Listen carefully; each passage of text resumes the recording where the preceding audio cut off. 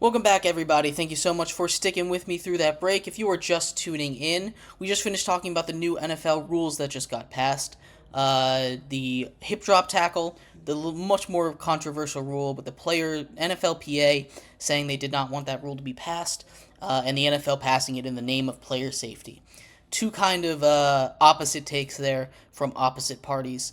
Not what you would normally expect. The other rule that passed is giving a third coach's challenge to a team if they only get one right instead of two. We also, in our first segment, broke down March Madness. The Sweet 16 is now set. NC State, the last double-digit seed. The next lowest remaining seed is Clemson, a 6 seed. So it's been pretty chalk in this bracket so far. But anything can still happen. All the 1 seeds are left. All the 2 seeds are left. Anything can still happen in that March Madness. In this segment, we're going to continue talking about some football. L'Jarius Sneed, cornerback from the Chiefs, had just came off an incredible season, was just traded from the Chiefs to the Titans for 2 picks, a pick swap and a third, basically. So they did not give up that much. The Titans have had a really interesting offseason. They were not in a very good spot to start, and they've kind of done a lot to improve. We'll get into all of that in just a second. But before we do, remember that if you would like to be an even bigger part of the show than you already are, all you need to do is go to gsmcpodcast.net. Leave a tip or donation. Appreciate anything that you do give. If you leave a message with that tip, we'll have a discussion, about what you said. We appreciate anything that you do give. And yeah, once again, that link is gsmcpodcast.net. But the Titans have had a very interesting offseason. We're going to start off... Oh, excuse me. There we go. Sorry about that. I don't know why the background wasn't loading. Anyway, the Titans have had a really good offseason, I think, in my opinion. They're probably up there for one of the better off seasons. I'm not going to say it was the best, but adding L'Jarius Sneed in your corner, getting Calvin Ridley on the outside to go next to DeAndre Hopkins, who had a sneaky good season with pretty bad quarterback play. I know that's kind of his MO, but having those two, wide receiver 1, wide receiver 2, bringing in Tony Pollard as well, they shored up the offensive line. They've done a lot. I've been very impressed with that Titans offseason. They're building around Will Levis, who showed out at the end of that season. He didn't do anything super impressive, but he led that incredible comeback win against the Dolphins. He played really solid in some games. It wasn't C.J. Stroud level rookie season, but he was probably the second best rookie quarterback. So, very impressed by him. The Titans are building around him. L'Jarius Sneed is a huge get for them. A Titans team that just straight up was not very good defensively. Not a good pass defense. Just not good at all. They bring in one of the top corners from all of last season in L'Jarius Sneed, who, next to Chris Jones, was probably the engine that made the Kansas City Chiefs have that elite defense, made it go. The Chiefs just did not have the money to pay a guy like L'Jarius Sneed, so he was traded.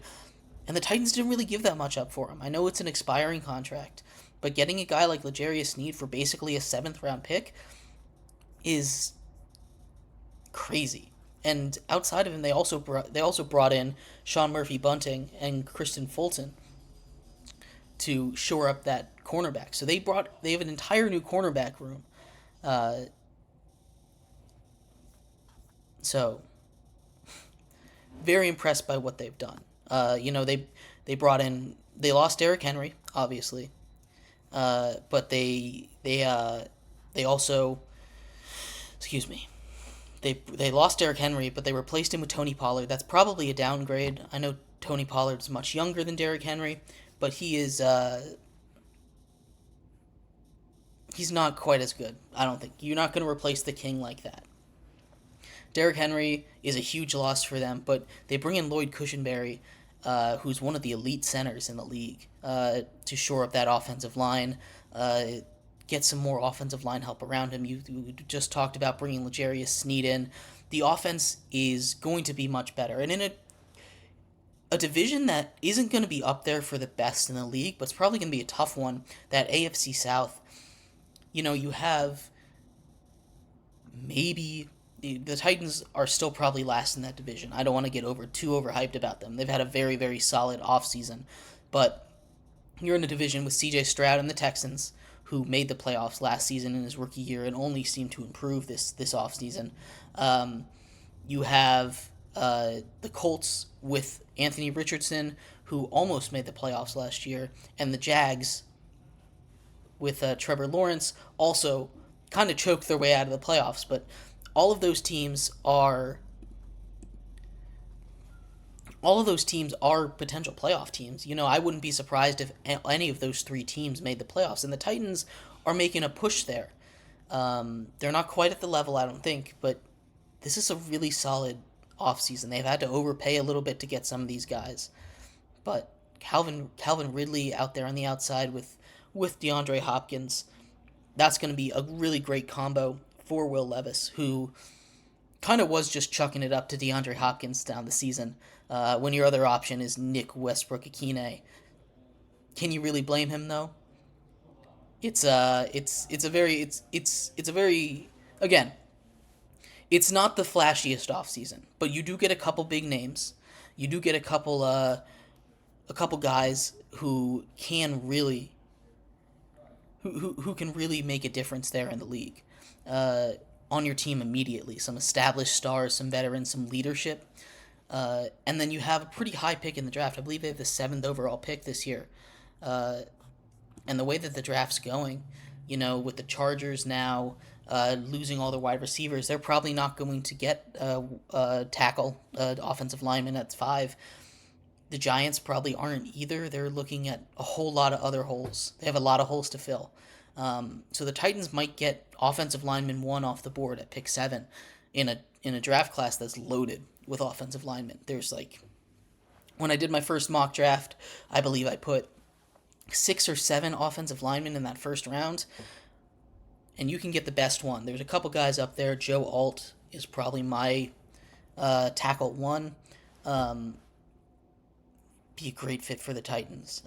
Team that is not going to make the playoffs this season, but they could make some noise. They could be much better than people expect, especially with all of these offseason moves that they have made.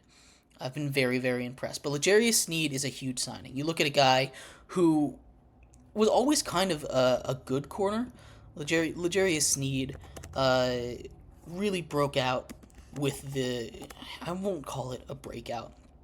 He just became he became more known as an elite corner. He was more of a shutdown corner. He only the target and the most important stat to look at there is targets against, how much he was targeted. He took a huge step up in the amount of targets that he took. I believe, here we go. He just was great at disrupting passes. He disrupted 14 passes. That's career high for him. He forced 3 turnovers. A little down in tackles, but that's because he wasn't getting targeted. Again, he was locking people down. He's been really good. He got put with that franchise tag today. So, yeah, there we go. He saw 100 targets. So, yards per completion were down. Yards per target were down. He didn't give up a single touchdown all season. He's very, very good. And he deserves that contract or he got hit with the franchise tag, but that's really not a lot to give up for a guy that can be a shutdown corner. Shutdown corners are hard to find, and they're probably the hardest position to play. And in a division that is just getting better, it's not as loaded in wide receiver as it probably seems. You have Michael Pittman in uh, in Indy. You have that stable of wide receivers down in Houston with Nico Collins and Tank Dell, who both of those guys could be wide receiver one on any day. So you need to. And the Jaguars have their guys as well. Evan Ingram, not a wide receiver, but he kind of plays like one. Christian Kirk, been a target monster down there. But yeah, huge for them to go get Sneed. They needed him to really help shore up that defense. A team that really lost a lot this last season and this last offseason. Like I said, I don't think they're ready to compete just yet. But the Titans, you look at that division, I think they could probably they're not going to make a wild card. That we went over this already a couple episodes ago. There's only like 3 or 4 teams in the entire AFC that I couldn't picture making the wild card. Um, it's the AFC is going to be wild this season. I'm very excited to see the bloodbath that it turns into. Because almost all of those divisions have 3 or 4 teams that you could realistically see in the playoffs. You know, everyone in the AFC North you could picture in the playoffs. Everyone in the AFC East, other than the Patriots, you could picture in the playoffs. In the AFC South, like I said, I could picture 3 of those guys. The Titans, I don't really think I see making the playoffs, but really anything could happen. 3.5 there. So we're already up to 10 teams, and then the Chiefs kind of run that division alone. I don't think the Broncos or the Raiders, maybe the Chargers, if they figure things out with Justin Herbert. So, you know, we've hit 12 teams out of 16 that I could see making the wild card, and only and 5 of those are going to miss it. You know, it's it's a super duper tough AFC, and the Titans have done a really good job. Like I said, I don't think they're going to make the playoffs this season. They kind of just started the rebuild. They've got a young quarterback, second year guy. They're losing the face of their franchise to the Baltimore Ravens in Derrick Henry. But getting a guy like L'Jarius Sneed to really help captain that defense, to really help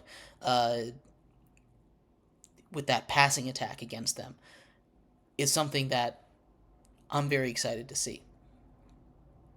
A couple years from now, if they're able to keep Sneed around, if they're able to give him a long-term deal, getting him for just basically a third, and a pick swap is insane value. And we'll obviously have to see how he plays. But